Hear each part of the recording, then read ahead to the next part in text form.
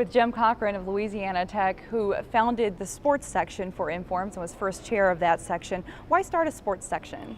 Well, we did this back in 2004. I know several of my colleagues with Informs and I had been contacted by teams. We'd been working with sports organizations, and so there was a lot of interest in bringing all of this together and making people aware of the work that we were doing, giving other people a chance to talk about the work that they were doing, maybe get more involved.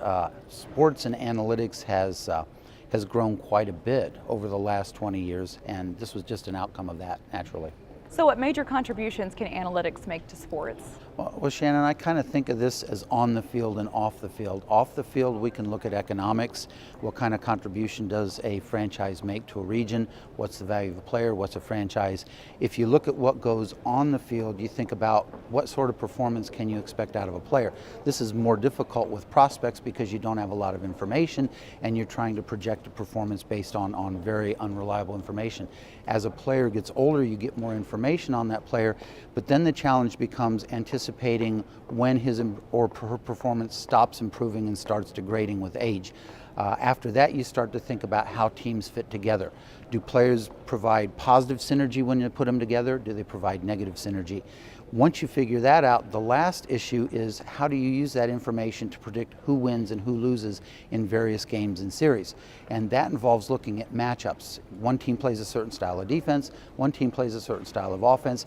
Who's going to come out on top? How do those two different styles mesh? You don't see transitivity in sports. You have a situation where the Bengals beat the Packers and the Browns beat the Bengals, but that doesn't mean that the Browns are capable of beating the Packers.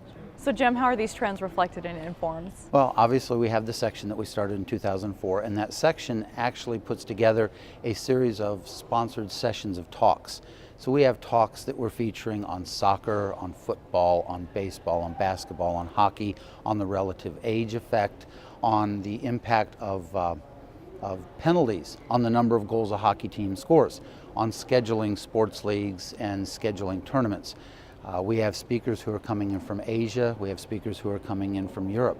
So we have a really, really good group of people that are coming in, and every year there seems to be more interest in these sessions. Sounds like a growing area. Jim Cochran, thanks for joining us this morning. Thank you, Shannon.